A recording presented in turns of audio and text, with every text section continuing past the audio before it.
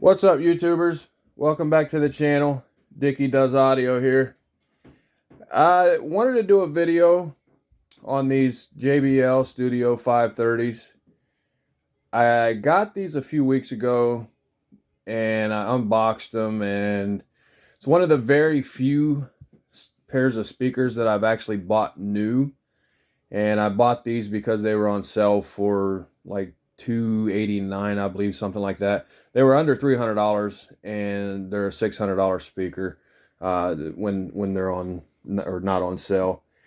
And so I just wanted to kind of give you guys my opinion on what these are like. And I have to say, out of all of the speakers that I've reviewed so far, these are hands down the best speaker that I've reviewed or gave my opinion on so far, which I haven't done a crap ton of videos on speakers. You know, it's only been a couple, maybe 3 or 4 videos of actual bookshelf speakers. But this channel is supposed to be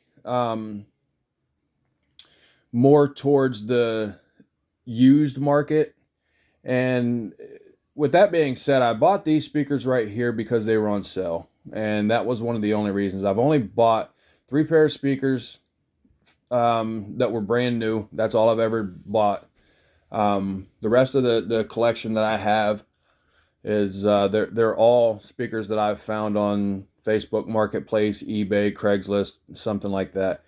But anyway, so these JBL Studio 530s, they have a 1-inch glass-filled driver for a tweeter, and I'm not sure exactly what that does or what it is. I tried to look it up a little bit, and one of the things that I seen was that it makes the tweeter more expensive. I don't know. I do know that the sound that comes out of these things is just flat out amazing. These speakers are, for what they are, for how small they are, these are some really, really nice speakers. If you can ever get your hands on a pair of these for, you know, that $300 sale price, do it. Do not let these pass. You know, I mean, these are really, really nice. The bass that comes out of these is the bass out of this little 5 1/4 inch driver. I would say that it exceeds the 8-inch drivers in the Klipsch RB81s and the RB35s that I reviewed. And something else that I wanted to go over real quick, and I think it was the first video that I did about the Klipsch RB35 and the RB81s. And in part of that video, I kind of was talking about how on the Klipsch RB35s, the tweeter sits a little closer to the front of the box, and on the RB81s, the tweeter sits further back. It's a little deeper into the enclosure. And I felt that the RB35s had a wider soundstage or dispersion than what the RB81s did, and I thought that was due to where the tweeter was at, because of the RB35 being closer to the mouth of the tweeter and the RB81 being set back.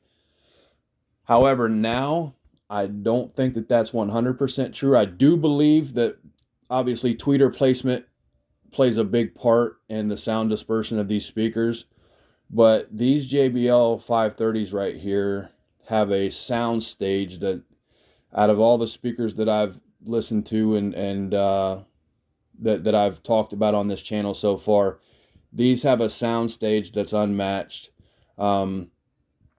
These are phenomenal speakers. They really are, especially for under $300. So like I said, this little 5 1/4 inch driver is something special. You know, whenever I can get the same amount of bass, if not more, than I'm getting out of an 8-inch driver on another speaker. And maybe it's just that these speakers are better suited for my room. The room that I'm in here is only it's a 10 by 14 room, and these speakers might just suit this room very well. I don't know. I do know, however, that these are some badass speakers. There's nothing about these speakers I guess when listening to music, vocals don't scream at you. They don't stand out compared to some other speakers. They're not necessarily forward. The music, the instruments, they're not forward. Everything is very, very detailed, but there's not one thing, in my opinion, that really stands out compared to another. The guitar strings being plucked compared to the piano keys being hit, um, it, not one thing really stands out, and it's not too forward. Some speakers, the voices might be a little, the voices just might seem like that they're just a little overpowering, like the speaker, you hear more of the voice than you do the music, and the music is just background music. Not in these right here. It seems like to me everything is where it's supposed to be. Like I said, all of the audio that's in just these speakers so far are pretty damn perfect in my opinion. Something else that I wanted to do is that a lot of people that I've kind of seen, they want to do the knock test on some of these speakers, just so you can get an idea of the building, the enclosure. How well is this speaker built? And so I actually did that on. I still had this RP61 160 in here, and these are the KEF LS50s that I have, which is one of the 3 pair of speakers that I've ever bought brand new. So I figured I would do the knock test on these and give you guys an idea of, kind of what we're working with here. The Klipsch RP160, it's got a good build quality to it if you want to go by the knock test. Maybe a tiny bit hollow. Go up here to this JBL, and I'm going to go towards the back of the box, not up here in the front, but right here in the back. And that's pretty solid. Right here in the front, it's dead up here in the front, which is great. That means there's no resonances or anything like that coming out of the front of the speaker. That all the standing waves in the back of the box. If these enclosures are built really well, and that there's no standing waves in these boxes, then that's a good thing. And I guess what I'm getting at is with this box, sounding that hard, I would have to say that it's killing a lot of the noises, I guess, that you would get from the box. And now down here on the KEF LS50, that thing is just like a freaking brick. There's nothing at all. No sound whatsoever that comes out of this. I mean, I can knock and listen. You hear how hollow that sounds? In the KEF LS50. Sounds like a damn concrete brick. Back to the Studio 530s. I know I've said this probably 2 times already in this video. These speakers are flat out phenomenal. No joke. All BS aside. Not playing favorites by any means, because I do have some of my favorites out of the speakers that I have. And once I opened these up and started listening to them, they really surprised the crap out of me. And these are just really nice speakers.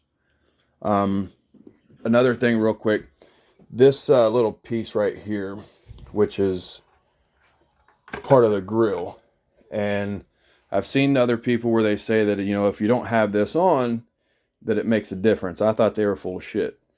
And nope, not at all. When the actual grill is on, they sound like they're supposed to. You take the grill off, and I kid you not, just from that grill, or from this speaker panning over to this speaker, you can actually hear the difference when you take the grill off. And that would be in part to this part of the grill, which is just this little plate on the back of it, having this rubber material on the inside, which is going to kill any noise or any reflections coming off of this plate. So it's not going to allow this plate to vibrate or anything. So it's keeping the box uniform. Oh, don't want to do that. I'll just leave that alone for now.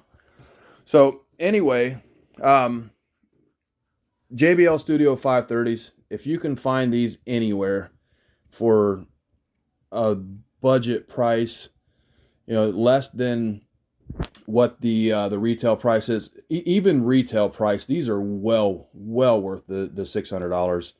And these are obviously just my opinions, but man, these are freaking nice. And so with that being said, I'm going to scroll over here and I want to show you guys what I want to kind of go over next.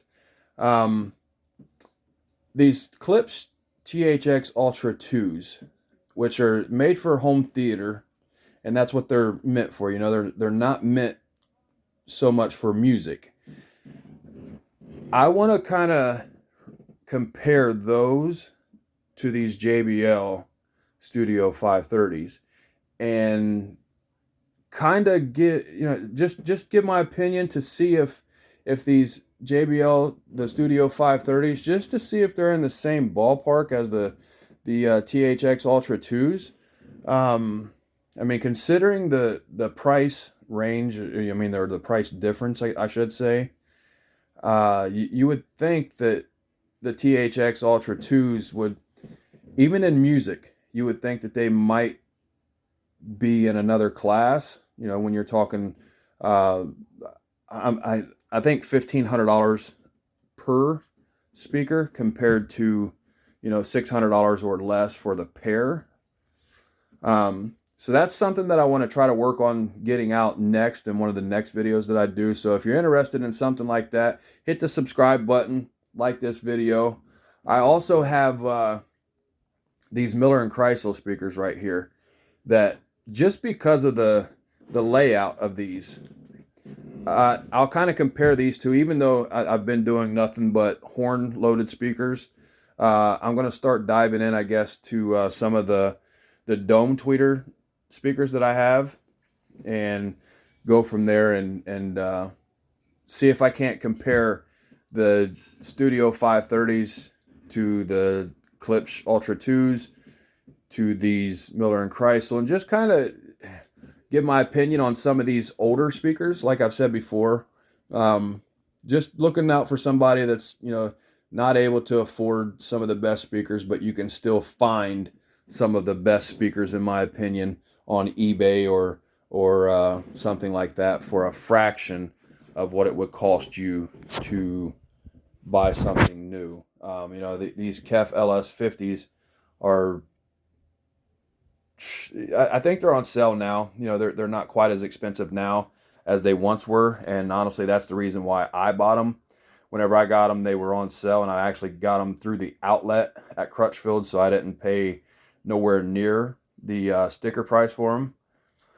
So, but anyway, just give me a little bit of time, and hopefully I get some of these new videos out for you guys that kind of compare new to, I want to kind of say, I can't say this is old because you can still buy these, but new to some of the older ones that I've already went over.